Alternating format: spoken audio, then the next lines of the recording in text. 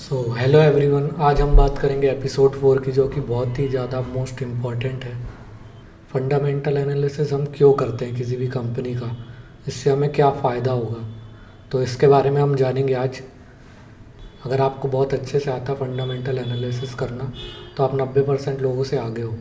हम कंपनी के बारे में पूरी तरीके से रिसर्च कर पाते हैं अच्छे से कि ये कंपनी कैसा कर रही है, क्या इसकी अर्निंग हो रही है, और इसके क्या आगे के प्लान्स, मतलब ये किस चीज़ में कितना इन्वेस्टमेंट कर रही है और इसके पास कितना पैसा आ रहा है।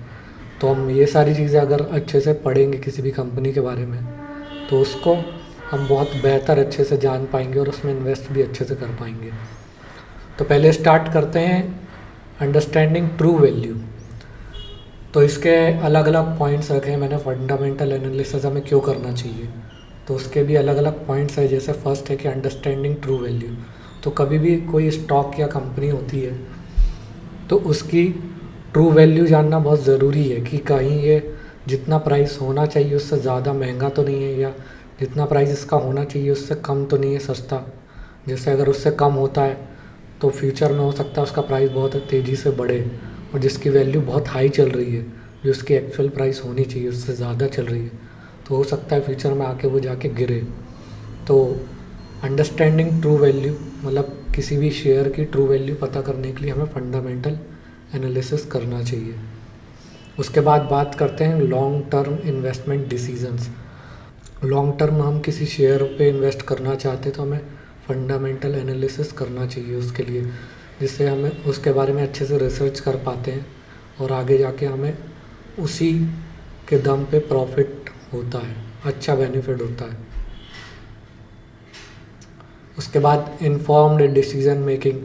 अब आपको ही पता है कि आप प्रॉपर तरीके से रिस्क मैनेज करके और सारी चीज़ें देख के कंपनी के बारे में रिसर्च करके अगर आप करेंगे कभी भी काम, कोई भी शेयर खरीदेंगे पूरा प्रॉपर एनालिसिस करके, तो आपको कॉन्फिडेंस भी बहुत अच्छा होगा और आपके तरीके से स्पेकुलेट नहीं कर रहे हैं उसको। तो एक तरीके से आप पूरा बैलेंस शीट पढ़ के, उसकी इनके इनकम स्टेटमेंट पढ़ के, सारी चीज़ें देख के, परफॉर्मेंस देख के उस पर इन्वेस्ट करते हैं, तो आपको बहुत अच्छा कॉन्फिडेंस होता है कि आपने इसके बारे में रिसर्च की है और इसमें इन्वेस्ट किया है। तो आपके अंदर होल्डिंग पावर से लेकर उसको कब निकालना चाहिए, सारी चीज़ें अपन को ज़्यादा अच्छे से पता होती है। उसके बाद बात आती है मिनिमाइजिंग रिस्क। ऑब्वियसली इतनी सारी चीज़ें आप देखोगे, पूरी रिसर्च करोगे प्रॉपरली, तो आप रिस्क को बहुत ही ज़्यादा मिनिमाइज़ कर दोगे। अगर आप प्रॉपर रिसर्च करके किसी कंपनी में इन्वेस्ट करोगे तो उसमें रिस्क बहुत ही कम हो जाता है, रिस्क फैक्टर। तो इंडस्ट्री एंड इकोनॉमिक्स इंसाइट्स भी हम फंडामेंटल एनालिसिस से पता चल जाएगा कि हमें बहुत अच्छे से उसके बारे में, किसी भी कंपनी के बारे में, उनके फ्यूचर, उनके इकोनॉमिक्स और ट्रेंड्स वगैरह देख के, या माइक्रो इकोनॉमिक्स फैक्टर्स जो इम्पेक्ट कर सकते हैं कंपनी की परफॉर्मेंस पे, ये सारी चीज़ें अपन एक्सेस कर पाते हैं। उसके बाद आती है बारी वैल्यू इन्वेस्टिंग अप्रोच। तो वॉरेन बफेट आपको पता ही होगा, उनका कहना है कि fundamental analysis is the backbone of value investing. अगर कोई आप वैल्यू इन्वेस्टिंग करना चाहते हो, बहुत ही सही जगह पे आप अपना पैसा लगाना चाहते हो, तो फंडामेंटल एनालिसिस के बारे में बहुत ही ज़्यादा ज़रूरी है। इससे क्या होता है कि हम हाई क्वालिटी स्टॉक्स को होल्ड कर पाते हैं और इनकी कैपेबिलिटीज़ भी बहुत हाई होती है आगे बहुत अच्छी ग्रोथ करने की। इसके बाद बात करते हैं कॉम्पिटिटिव एडवांटेज। तो इससे हमारी बहुत सारी हिडन अपॉर्चुनिटीज़ भी हमारे सामने आती हैं, क्योंकि आप 90% लोगों से काफ़ी आगे आ जाते हैं। बहुत सारे ऐसे स्टॉक्स भी एनालिसिस करके पता कर पाते हो कि इसकी ग्रोथ आगे जाके बहुत तेज़ी से बढ़ेगी। अब आपको ये समझ में तो आ ही गया कि फ़ंडामेंटल एनालिसिस करना क्यों ज़रूरी है। हम आगे बढ़ेंगे और सारे इम्पॉर्टेंट फैक्टर्स देखेंगे फ़ंडामेंटल एनालिसिस में आगे क्या क्या करना है। तो उससे पहले हम असेट और लाइबिलिटीज़ के बारे में जान लेते हैं कि ये होता क्या है। तो असेट क्या होता है? असेट का मतलब सिंपल शब्दों में संपत्ति होता है। असेट वो रिसोर्स होता है जो आपको फ्यूचर में एक फाइनेंशियल बेनिफिट प्रोवाइड करता है। असेट में भी दो टाइप्स होते हैं, एक करेंट असेट होता है, एक नॉन करेंट असेट होता है। करेंट असेट का मतलब वो होता है कि जैसे कोई कंपनी है, उनके पास कोई इन्वेंट्री है, कोई प्रोडक्ट पड़ा हुआ है, तो वो उनका करेंट असेट है जिसको वो बेचेंगे तुरंत, उसके बाद उनका पास पैसा आएगा। और नॉन करेंट असेट का मतलब होता है कोई प्रॉपर्टी, कोई बिल्डिंग, कोई मशीनरी, कोई प्रॉपर्टी, इसको कहते हैं नॉन करेंट असेट, जो कि हमें फ्यूचर में अगर हम उसको सेल करेंगे तो हमें फाइनेंशियल बेनिफिट हो, जिससे उसको कहते हैं नॉन करेंट असेट। अब बात करते हैं लाइबिलिटीज़ की। लाइबिलिटीज़ का मतलब ये होता है कि कोई उधार या लोन, एक सिंपल वर्ड में अगर हम कहें तो उधार या लोन। अगर आप, इसमें भी दो टाइप्स होते हैं, एक करंट लाइबिलिटीज़ और एक non current liabilities. Current liabilities में शॉर्ट टर्म लोन्स होते हैं जिनको एक साल के अंदर पे करना होता है, तो वो करंट लाइबिलिटीज़ में आते हैं। जो लोन आपने ले रखे उन वो आपको एक साल के अंदर पे करना है। और नॉन करंट लाइबिलिटीज़ में जो 5-10 साल के लिए लोन लिया है, इसको आपको 5-10 साल में पे करना है, तो वो होता है नॉन करंट लाइबिलिटीज़। अब इसके बीच में जो डिफरेंस होता है वो जान लेते हैं। डेफिनेशन मैंने आपको बता दी। जो कंपनी के पास जो रिसोर्सेज होते हैं, असेट उसको कहते हैं। और लाइबिलिटीज़ जो रहती है उनके पास जो डेप्ट होता है, मतलब एक तरीके के लोन किसी और से लिया है और आपको पे बैक करना है, तो उसको लाइबिलिटीज़ बोलते हैं। अब इनका पर्पस क्या होता है? असेट तो जनरल फ्यूचर बेनिफिट के लिए होता है, और लाइबिलिटीज़ को लेते हैं अपन प्रोवाइडिंग फंडिंग फॉर ऑपरेशन और इन्वेस्टमेंट। ग्रोथ करना चाहती है तो उसको फंडिंग की ज़रूरत पड़ती है, इन्वेस्टमेंट की, तो अपने ऑपरेशंस को और अच्छे से बेहतर से चला पाए, इसलिए उनको लाइबिलिटीज़ की ज़रूरत पड़ती है। अब एग्ज़ाम्पल असेट में देख लिया आपने, कैश, प्रॉपर्टी, इन्वेंट्री। और लाइबिलिटीज़ में loans, account payable, placement in balance sheet. तो बैलेंस शीट अभी अपन थोड़ी देर में समझेंगे। तो ये बैलेंस शीट में लिखा रहता है एसेट और लाइबिलिटीज़, कंपनी के एसेट और लाइबिलिटीज़ के बारे में बैलेंस शीट में मेंशन होता है। तो बैलेंस शीट अभी थोड़ी देर में पढ़ेंगे। अब relation between asset and liabilities. अब आप इसको अगर फॉर्मूले से देखोगे तो इसका जो फॉर्मूला होता है, एसेट इक्वल्स टू होता है liabilities plus share holders equity.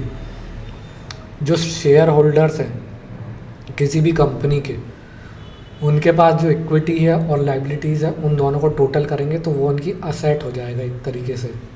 हम ये देखेंगे कि if asset is greater than liabilities the company is financially strong. Obviously अगर आपके पास असेट ज़्यादा है, अगर आपने लोन लिया है और आपके पास जो प्रॉपर्टीज़ है वगैरह उनकी काफ़ी ज़्यादा कीमत है और जो आपने लोन लिया उसकी कम कीमत है, आपके पास ज़मीन है और आपने लोन लिया है, आपकी ज़मीन की वैल्यू बहुत ज़्यादा है और अपन ने उसके ऊपर लोन लिया है, तो आप फाइनेंशियली बहुत स्ट्रॉन्ग है। और आपकी ज़मीन की वैल्यू आपके पास संपत्ति जितनी नहीं है और उससे ज़्यादा आपने लोन लिया है, तो आप फाइनेंशियली बहुत वीक हो। उसके बाद जो इम्पोर्टेंट्स एनालिसिस में जो सबसे इम्पॉर्टेंट होते हैं, इनकम स्टेटमेंट, बैलेंस शीट और कैश फ्लो स्टेटमेंट। तो ये तीनों के बारे में हम जानेंगे कि हम, तो पहले बात करते हैं हम इनकम स्टेटमेंट की। तो इनकम स्टेटमेंट में क्या क्या चीज़ें रहती हैं और हमें क्या क्या देखना है उसमें, तो हम इसको प्रैक्टिकल के साथ देखेंगे पूरे अच्छे से। तो इनकम स्टेटमेंट में क्या होता है? पहला रेवेन्यू, मतलब जो कंपनी कितनी सेल्स कर पा रही है, तो रेवेन्यू एक होता है फैक्टर, और एक होता है कॉस्ट ऑफ गुड्स सोल्ड्स, मतलब जो भी कंपनी, जो भी उनका मेन प्रोडक्ट है उसकी जो सेल कर पा रहे हैं वो, तो वो कितना हो रहा है, उससे कितना इनकम आ रहा है। उसके बाद आता है ग्रॉस प्रॉफिट। ग्रॉस प्रॉफिट और नेट इनकम में लोग बहुत कन्फ्यूज़न हो जाते हैं। उनको लगता है कि ग्रॉस प्रॉफिट है वही मेन इनकम है कंपनी की, बल्कि जो ग्रॉस प्रॉफिट होता है वो होता है रेवेन्यू माइनस COGS, मतलब जो टोटल सेल्स हुई है कंपनी की, उसमें से आप कॉस्ट, जो गुड्स उनने सेल किए, जो भी प्रोडक्ट सेल किया, उस प्रोडक्शन की कॉस्ट है जो उनको बनाने में कॉस्टिंग आई है, वो माइनस करोगे, उसके बाद ग्रॉस प्रॉफिट आएगा। अब ग्रॉस प्रॉफिट के बाद भी आपको ऑपरेटिंग एक्सपेंस के बारे में हम देखेंगे। तो बिजनेस ऑपरेशन के लिए डेली एक्सपेंस जैसे रेंट, सैलरीज और यूटिलिटीज़ हो गया, कोई भी रेंट या सैलरीज देना हो, यूटिलिटीज़ बाकी की जो होती है वो ऑपरेटिंग एक्सपेंस में आता है। ऑपरेटिंग एक्सपेंस समझ में आ गया। अब बात करेंगे ऑपरेटिंग इनकम, EBIT। तो इसका क्या मतलब होता है? ऑपरेटिंग इनकम क्या होती है? जो EBIT बोलते हैं, एक आपने शार्क टैंक में भी एबिडा सुना होगा कि आपका एबिडा कितना है, EBIT कितना है। तो ये कभी भी टैक्स लगने से पहले जो इनकम होती है, मेन इनकम जो इनकी टोटल इनकम आती है, उसको कहते हैं ऑपरेटिंग इनकम, EBIT। इसमें फार्मूला भी आप देख लो कि ऑपरेटिंग इनकम का फार्मूला क्या होता है। ग्रॉस प्रॉफिट होता है, जो उनका ग्रॉस प्रॉफिट निकला सेल्स और COG को माइनस करके, उसमें से माइनस कर देंगे ऑपरेटिंग एक्सपेंस, जो सैलरी वगैरह अपन देते हैं, बिजली का बिल हो गया, सारी चीज़ें, उसको हटाएंगे तो एक ऑपरेटिंग इनकम जो इनके हाथ में पैसा आ रहा है, तो ये ऑपरेटिंग इनकम होता है। उसके बाद नेट इनकम प्रॉफिट, मेन जो प्रॉफिट होता है, कितना पैसा कंपनी के एक्चुअली हाथ में आ रहा है पूरे टैक्स वगैरह काटने के बाद। तो नेट इनकम क्या होता है कि net income operating income minus tax minus interest expenses. तो कभी भी कोई कंपनी लोन वगैरह लेती है तो उसका जो उनको टैक्स भरना रहता है, टैक्स हो गया, इंटरेस्ट हो गया, जो इंटरेस्ट लगता है, और जो इनकम है उसका जो टैक्स भरना रहता है, और लोन का इंटरेस्ट जो रहता है वो माइनस करके जो नेट इनकम होता है वही एक्चुअल में इनकम होती है कंपनी की, नेट प्रॉफिट कहते हैं जिसको। तो कभी भी किसी भी कंपनी की नेट इनकम पॉजिटिव होगी मतलब वो कंपनी प्रॉफिटेबल है। सिर्फ ग्रॉस प्रॉफिट देखना नहीं होता है, नेट इनकम देखना मैटर करता है सबसे ज़्यादा। तो ये जो इनकम स्टेटमेंट है ये किसके लिए होता है? ईपीएस निकालने के लिए, अर्निंग पर शेयर जो प्राइस आ रहा है ना, मतलब कि पर शेयर पे अर्निंग कितनी आ रही है कंपनी की। तो अब हम इसको प्रैक्टिकली देखेंगे कि इनकम स्टेटमेंट हम किसी भी कंपनी की कैसे देखें। प्रैक्टिकली अगर आप आओगे तो ये screeners.in एक वेबसाइट है, यहाँ पे आपको फ्री में सारी चीज़ें मिल जाएगी। investing.com भी बहुत अच्छी वेबसाइट है जिसमें भी सारी चीज़ें मिलती, पर ये प्रो है, पर ये पेड वर्जन है। अभी आपने ये समझ लिया कि इनकम स्टेटमेंट में क्या क्या होता है, कैसे क्या होता है। तो अब हम प्रैक्टिकली देखेंगे कि हम देखेंगे कैसे किसी भी स्टॉक के बारे में। तो आप नॉर्मली screeners.in एक वेबसाइट है जो कि फ्री है। यहाँ पे आप इसको खोलोगे तो ऐसा होम पेज आएगा। यहाँ पे आप सर्च पे किसी भी कंपनी को डालो, जैसे मैंने TCS डाली, TCS खोला, TCS के बारे में पूरा डिटेल मिल जाएगा आपको हर चीज़।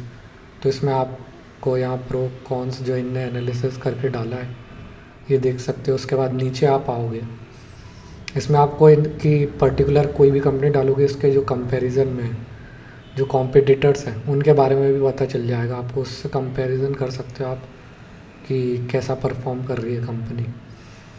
उसके बाद क्वार्टरली रिज़ल्ट आ जाएगा, इसके बारे में अभी पढ़ेंगे। हमने अभी बात की थोड़ी देर पहले, हमने बात की थी इनकम स्टेटमेंट। तो इनकम स्टेटमेंट इसमें प्रॉफिट और लॉस, ये जो प्रॉफिट और लॉस लिखा हो ये पूरा इनकम स्टेटमेंट होता है। अब इसमें आपको मैंने बताया था, वापस से दिखाता हूँ, revenue, cost of goods sold, gross profit, operating expenses, operating income और नेट इनकम।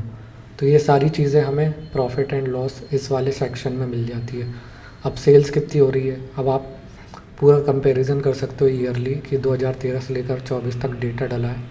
तो इसमें आप देख लो कि इनकी सेल्स हो रही है, ये पूरे करोड़्स में है।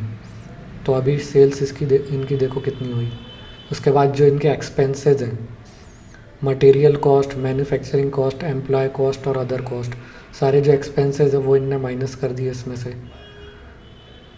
अब सारे जो एक्सपेंसेस हैं इनका 176 तो इसमें से चला गया। तो इनका जो ऑपरेटिंग प्रॉफिट हुआ, जो कि मैंने बताया था कि ऑपरेटिंग प्रॉफिट मतलब ऑपरेटिंग एक्सपेंस निकाल के जो मेन प्रॉफिट इनके पास आ रहा है सारे एक्सपेंस निकाल के, तो ये ऑपरेटिंग प्रॉफिट इनका हो रहा है 64,000 करोड़।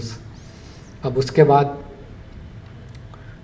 अदर इनकम भी इसमें जोड़ दी, इंटरेस्ट और डेप्रिसिएशन भी लगा दिया। इंटरेस्ट जो बैंक से लोन लिया है उनको जो इंटरेस्ट देना पड़ता है वो कर दिया, वो वगैरह ये सारी चीज़ें माइनस कर दी। डेप्रिसिएशन जो हो रहा है, आपका प्रोडक्ट है, मशीन वगैरह है, उसकी वैल्यू भी घटती जाती है तो वो भी लगाना पड़ता है। कोई भी आपका प्रोडक्ट है उसमें जो डेप्रिसिएशन लगता है, मतलब उनकी वैल्यू घटती जाती है ना धीरे धीरे कोई भी प्रोडक्ट की, तो वो लगता है इसमें। तो ये सब माइनस होके जो प्रॉफिट बिफोर टैक्स है, EBIT जो मैंने बताया था, प्रॉफिट बिफोर टैक्स, वो यहाँ पे शो होता है। उसके बाद जो टैक्स लगता है आप टैक्स पे करोगे, और जो नेट प्रॉफिट होता है जो इनके मतलब जो इनके हाथ में आता है वो है 46,000 करोड़। तो 46,000 इनका नेट प्रॉफिट है जो कि पॉजिटिव है। इसका मतलब ये है कि कंपनी बहुत बेहतर कर रही है। और अर्निंग मैंने EPS बताया था, जो इनकम स्टेटमेंट होती है उससे EPS कैलकुलेट करते, तो इनका अर्निंग पर शेयर चल रहा है 126 रुपये, मतलब पर शेयर से 126 रुपये ये कमा रहे हैं। और डिविडेंड भी ये 58% पे आउट करते हैं। पिछली बार तो इन्होंने 100% किया था 2023 में, इस बार 58% बहुत अच्छा होता है, 58% डिविडेंड पे किया। अब इसमें भी आप नीचे भी ये सारी चीज़ें देख सकते हो, कंपाउंडेड प्रॉफिट ग्रोथ, कंपाउंडिंग करने के बाद जो 10 ईयर में इनको ग्रोथ हुई है 9%, और CAGR इनका कितना चल रहा है, 1 ईयर का 22% चल रहा है, 5 ईयर का 16% CAGR, मतलब ईयरली एवरेज जो इनका प्रॉफिट चलता आ रहा है, एवरेज रिटर्न होता है CAGR।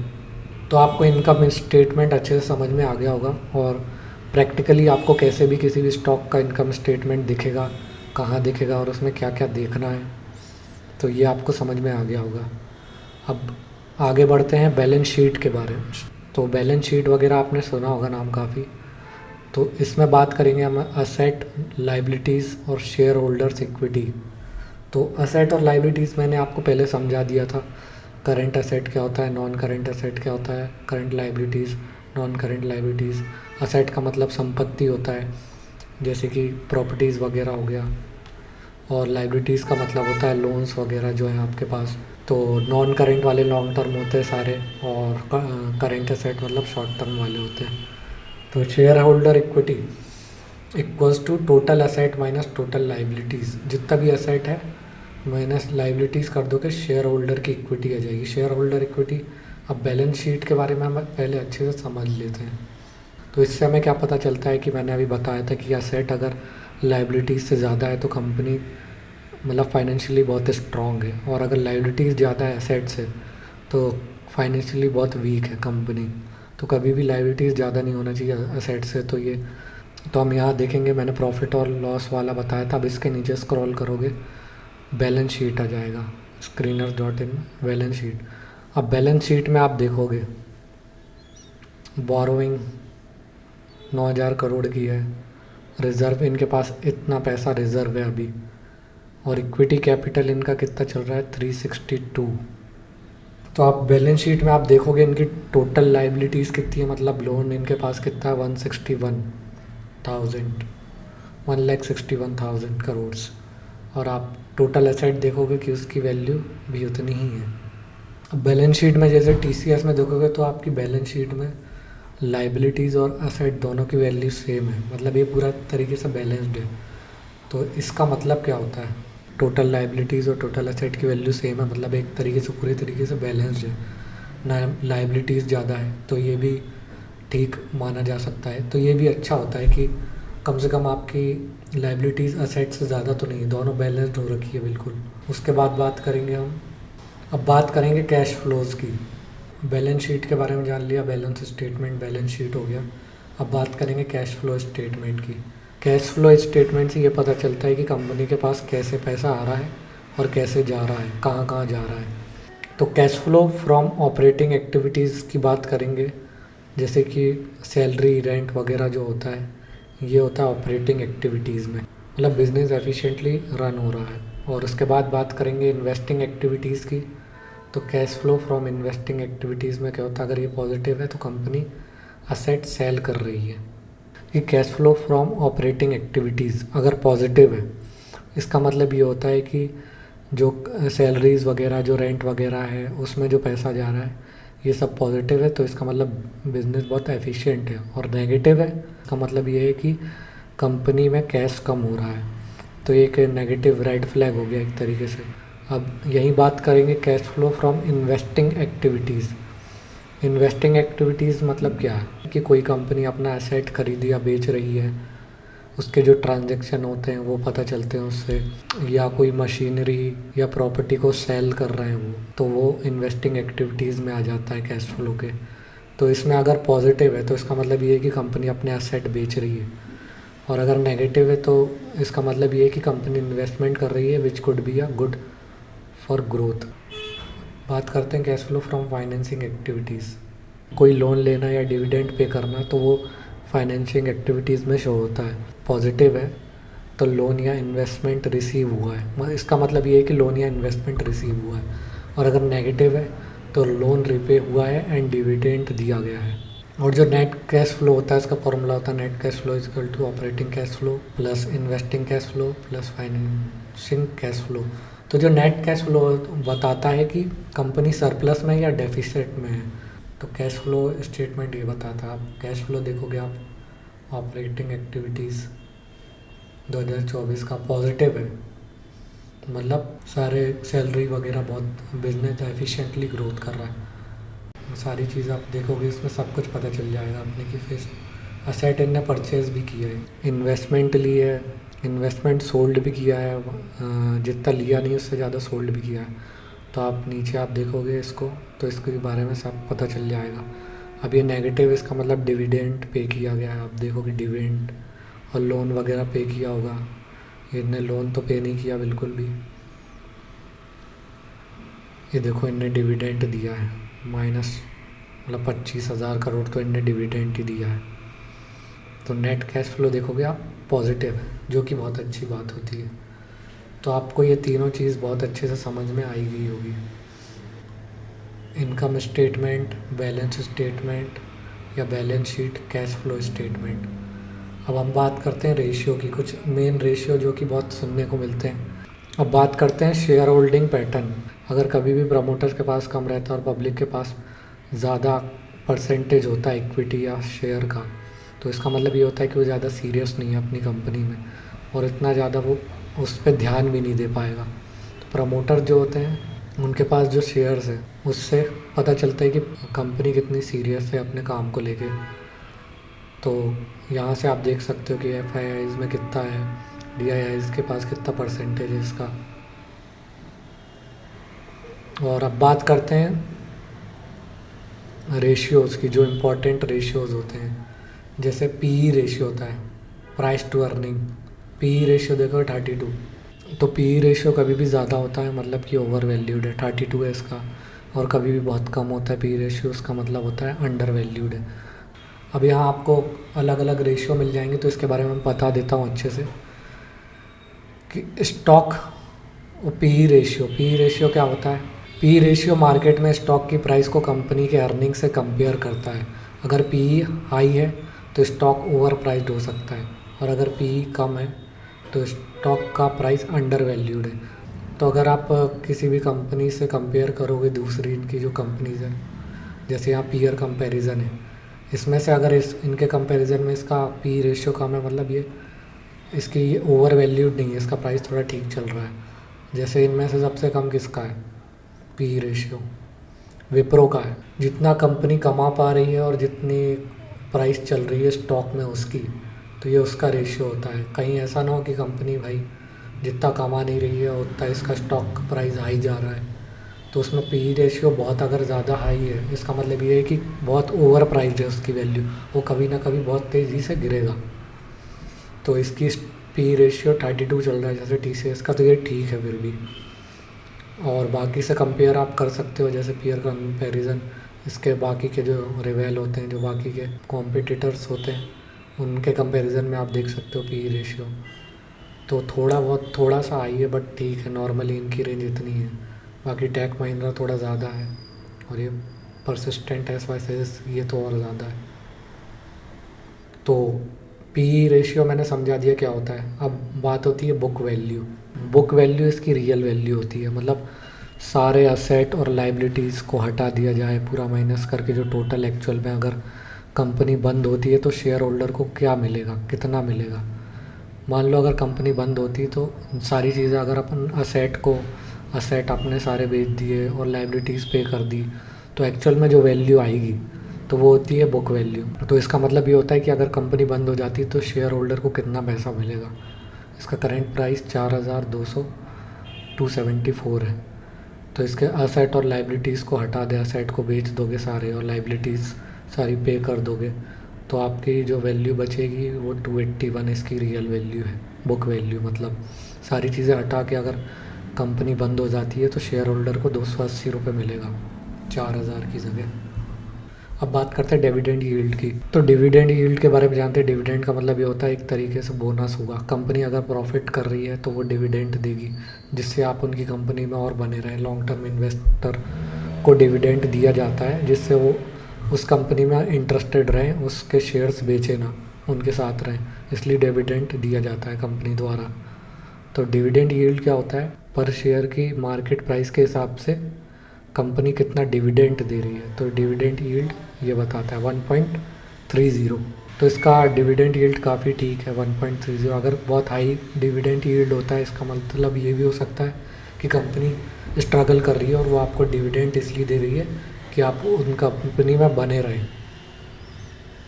अब इसके बाद बात करते हैं आर ओ सी क्या होता है। आर ओ सी का मतलब होता है रिटर्न ऑन कैपिटल एम्प्लॉयड।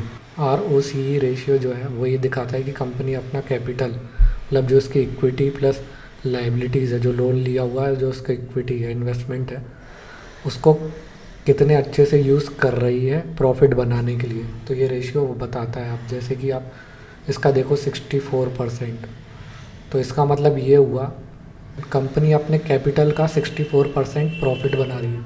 जो उनके पास कैपिटल है उसका 64% प्रॉफिट बना रही है, मतलब काफ़ी अच्छा होता है ये। तो आर का मतलब मैंने बता दिया। अब आर क्या होता है। तो R return on capital employed का मतलब ये है कि जितना कंपनी के पास कैपिटल है उसमें से वो कितना प्रॉफिट बना पा रही है, 64% प्रॉफिट निकाल रही है। और आर मतलब रिटर्न ऑन इक्विटी, जो इक्विटी इन्वेस्टर हैं जो उनके उनका जो पैसा लग रहा है उसमें से कितना प्रॉफिट बन रहा है, तो ये होता है 51%। तो आर और आर अच्छा है परसेंटेज, इसका मतलब ये है कि कंपनी बहुत अच्छा कर रही है। और फेस वैल्यू की बात करते हैं। फेस वैल्यू ये होता है कि किसी भी कंपनी की नॉमिनल वैल्यू जो आईपीओ जब लिस्ट होता है किसी भी कंपनी में उस टाइम पे डिसाइड होती है। तो फेस वैल्यू से डिविडेंड कैसे मिलता है। जैसे फेस वैल्यू 1 है, मतलब कि अगर कंपनी ने बोला कि भाई 50% डिविडेंड मिलेगा तो वो 50% ही मिलेगा। अगर किसी की फेस वैल्यू ज़्यादा है तो उतना कम डिविडेंड मिलता है। और किसी का फेस वैल्यू 10 है और उसको उसने कंपनी ने बोला है कि 50% डिविडेंड देगी, तो 10 इंटू 50% इंटू 10 कर दोगे तो 5 ही मिलेगा, मतलब 5 ही मिलेगा आपको। तो हमने सारी चीज़ समझ ली, फेस वैल्यू क्या होता है, dividend yield, are O C, P ratio, book value, ये सब इम्पॉर्टेंट होती है फंडामेंटल एनालिसिस में। तो ये सारी चीज़ें आप नोटिस करोगे, ये सारी चीज़ें एनालाइज करोगे किसी भी कंपनी में, क्या ज़्यादा होना चाहिए, क्या कम होना चाहिए, क्या किसका मतलब क्या होता है, अच्छे से आप समझोगे तो आप अच्छे से किसी भी कंपनी की फंडामेंटल एनालिसिस कर पाओगे। तो आपको ग्रोथ का पता चलेगा कि ये कंपनी आगे जाके कैसा ग्रोथ करेगी, कैसे क्या करेगी। जो भी मैंने पढ़ाया है आज वो आप अगर अच्छे से एक बार देखोगे, प्रैक्टिकली करोगे, तो आपको बहुत अच्छे से अंडरस्टैंडिंग होगी स्टॉक्स के बारे में। अच्छे अच्छे स्टॉक्स पिक्स कर पाओगे लॉन्ग टर्म के लिए। आपको रिसर्च कैसे करनी है। अब आप बोलोगे कि मैं स्टॉक कैसे ढूंढूं, किस में इन्वेस्ट करूं, स्टॉक के नाम कैसे पता करूं, किस में क्या है। तो उसके लिए आप बीएसई की वेबसाइट पे जाओ, bseindia.com। ये बीएसई की ऑफिशियल वेबसाइट है। बीएसई अगर गूगल में डालोगे तो इनकी वेबसाइट मिल जाएगी, bseindia.com। अब यहाँ पे आओगे आप, मार्केट्स में क्लिक करो नॉर्मली। अब ये आपको हीट मैप दिखा देगा कि आज मार्केट ने कैसा बिहेव किया है। अब यहाँ देखो सब हरा आ रहा है, आज तो बहुत तगड़ी बाइंग हुई है। तो आप इसमें देखो स्मॉल कैप्स देख सकते हो जिसमें बहुत ही कम प्राइस वाले शेयर्स होते हैं, जैसे पेनी स्टॉक्स जो होते हैं। अब जैसे मैं ये देखता हूँ, ये BSE 250 स्मॉल कैप। अब इसमें आपने देखा यहाँ पे पूरा मैप दिख जाएगा आपको, अलग अलग शेयर के प्राइस हैं और उसमें देख लो आप कौन कौन से ग्रीन है, कौन कौन से रेड है। अब उसमें से यहाँ पे आप देखोगे कि वॉल्यूम टॉपर कितने हैं, उनमें से कौन कौन से शेयर वॉल्यूम टॉपर है जिनमें काफ़ी ज़्यादा वॉल्यूम ट्रेड हुआ है। और कंट्रीब्यूशन भी देख लो कौन कितने पॉजिटिव थे, तो यहाँ से आप सेलेक्ट कर सकते हो जिनके आपने नाम भी नहीं सुने होंगे। अब जैसे ये फार्मा हो गया, कोई फार्मा कंपनी है। अब यहाँ पे भी आप फाइनेंशियल्स में जाओगे तो इसमें रिज़ल्ट और एनुअल रिपोर्ट में भी आपको सब दिख जाएगा, नेट प्रॉफिट कितना, ईपीएस कितना है, सारी चीज़ें। बाकी अगर आपको अच्छे से समझ में नहीं आ रहा है तो इसका नाम कॉपी करो, यहाँ से screeners.com में जाओ वापस से और यहाँ पेस्ट करो और ये आपको आ गया समझ में सर। इसका ये देखो पी रेशियो कितना हाई है, कितना ओवर वैल्यूड है, 616। इसकी एक्चुअल प्राइस है 269, इसका पी रेशियो है 616, बहुत ही ओवर वैल्यूड है। और इसका रिटर्न कितना बना रही है कंपनी अपने कैपिटल से, 5%। आर तो इसका 0.25 है, 22 है। फेस वैल्यू इसकी काफ़ी ज़्यादा है, मतलब इसको डिविडेंड अपन को बहुत कम मिलेगा, डिविडेंड यील्ड भी कम है। बुक वैल्यू इसकी 59 है। अब बाकी चीज़ें इसकी देखोगे आप कंपैरिजन करके, सारी चीज़ें इनके जो पी रेशियो हैं, अब इसके कंपैरिजन में आप दूसरी कंपनियां देखोगे जिनके स्टॉक थोड़े सस्ते हो सकते हैं, इनके पी रेशियो देखो ठीक ठाक है। इसका देखो डॉक्टर रेड्डीज का, इसका पी रेशियो कितना सही है। डिविडेंड यील्ड ओके, ROC 26 है ओके। तो यहाँ से आप कंपैरिजन कर सकते हो अलग अलग। अब इसमें देखोगे कंपनी क्या कर रही है। नेट प्रॉफिट आ रहा है इसका 23, 2024 में एक्चुअली में प्रॉफिट, पिछले साल तो नेगेटिव था, इस बार थोड़ा सा प्रॉफिट है, 23 करोड़ प्रॉफिट हुआ इनको। अब इनके प्रॉफिट एंड लॉस स्टेटमेंट देखोगे, 45 करोड़ से इनके हाथ में आ रहा है, एक्चुअल में पैसा आ रहा है, ऐसा नहीं है कि नहीं आ रहा है, लॉस नहीं है प्योर। इनका CAGR तो क्या ही अब भी, अच्छा ये न्यूली लॉन्च हुई है कंपनी कोई सी। अब इसका ये देख लो नेट प्रॉफिट, अभी पिछले साल इसका था 45 करोड़। बैलेंस शीट में देखोगे आप इनकी लायबिलिटीज़ और ये सब बैलेंस्ड है। कैश फ्लो में देखोगे नेट कैश फ्लो पॉजिटिव है, मतलब कंपनी सरप्लस में। तो ये तो मुझे फिर भी, ये मुझे ठीक लग रही कंपनी, मतलब मैं इसमें इन्वेस्ट करने की सोच तक सकता हूँ लॉन्ग टर्म में। बाकी चीज़ों को देखा जाए, इसका स्टॉक प्राइस तो बहुत हाई है वैसे, बहुत ही हाई, पर अभी भी ये बढ़ ही रहा है फ़िलहाल। इसमें काफ़ी लोग इन्वेस्ट कर रहे हैं। इसका पी रेशियो देखोगे आप, अब इसके ग्राफ में देख सकते हो इसका पी रेशियो कितना हाई गया था। देखो इसका पी रेशियो 1300 से ऊपर था, बहुत ही ज़्यादा होता है। अब ये डाउन आ गया है वापस नॉर्मली 600 पे, तो मुझे ऐसा लगता है कि हाँ अब ठीक है एज़ कम्पेयर टू दिस। अब आप देखोगे कब की बात हो रही, जुलाई में आप देखोगे 25 जुलाई 24, इसका पी रेशियो 1300, मतलब बहुत ही ज़्यादा ओवर वैल्यूड। तो अभी ये गिरा हुआ है, इसका पी रेशियो 600 पे आया। तो अब मेरे हिसाब से तो अभी इस पे इन्वेस्ट करना ठीक रहेगा, मुझे जितना लगता है। इसकी बुक वैल्यू ठीक है, रिटर्न ऑन इक्विटी तो कम है वैसे, और इसका कैपिटल से जो बना रहा है 5% ठीक है। चलो इसमें मैं सोच सकता हूँ, मतलब एक 269 रुपीज़ का तो है, तो मैं इसमें लॉन्ग टर्म के लिए जा सकता हूँ। पिरामल फार्मा LTD मुझे ठीक लग रहा है। अगर आप इसका चार्ट देखोगे पी रेशियो का, ईयरली देखो, थर्ड ईयरली देखोगे तो इसका भी बहुत नीचे आ चुका है पी रेशियो। प्राइस की बात करोगे तो चलो ठीक है, वापस से रिटर्न हो रहा है। और यहाँ पे आप पूरे ग्राफ्स वगैरह देख सकते हो। एबिटा लास्ट 3 ईयर में इसका कितना था, एबिटा के बारे में मैंने बताया था। जो टैक्स और इंटरेस्ट के पहले जो भी अर्निंग रहती है उसको एबिटा कहते हैं। तो इससे ये पता चलता है कि कंपनी एक्चुअली में अगर एबिटा पॉजिटिव है, जैसे 26 है अभी चल रहा है, तो हाँ मतलब कंपनी प्रॉफिट बना रही है, ऐसा नहीं कि लॉस में है। बाकी उसके बाद वो इंटरेस्ट देगी, लोन वगैरह को पैसा देना है, टैक्स वगैरह लग के उसके बाद जो इनके हाथ में आएगा वो बात अलग है। यहाँ से आप देख सकते हो सेल्स एंड मार्जिन 3 साल में। तो ये चीज़ आप ग्राफ में बहुत अच्छे से किसी भी कंपनी के बारे में ग्राफ से देख के भी समझ सकते हैं अच्छे से चीज़ों को।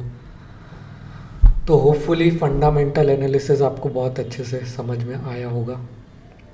और screeners.in आपकी फ्री की वेबसाइट है, यहाँ पे आप रिसर्च कर सकते हो किसी भी कंपनी के बारे में। यहाँ आपको सर्च करना है किसी भी स्टॉक का प्राइस, उसके बारे में सारी डिटेल्स आ जाएगी। यहाँ पे जो मैंने सारे रेशियोज़ वगैरह जो बताए थे उनका क्या मतलब होता है, तो यहाँ पे आप रेशियो वगैरह देखो, फिर चार्ट वगैरह में देखो कि पहले कैसा था फिर बाद में कैसा हुआ, और उनके रिज़ल्ट्स वगैरह देखो, past results, profit loss statement, balance sheet देखो, कैश फ्लो देखो। तो ये सारी चीज़ें एनालिसिस करके बाद आप किसी भी स्टॉक को लोगे तो आपके पास कॉन्फिडेंस भी बहुत रहेगा। इतना एनालिसिस करके अगर किसी भी कंपनी में आप इन्वेस्ट करोगे तो 90% लोग से बहुत आगे हो जाओगे आप, और मैक्सिमम आपको प्रॉफिट ही होगा जिसमें भी आप इन्वेस्ट करोगे एनालिसिस करके। तो फाइनेंशियल एनालिस्ट का टॉपिक हम ख़त्म करते हैं। जो भी डाउट होगा वो आप कमेंट्स में जाके पूछ सकते हैं, और इसके बाद हम टेक्निकल एनालिसिस के बारे में बात करेंगे नेक्स्ट एपिसोड में।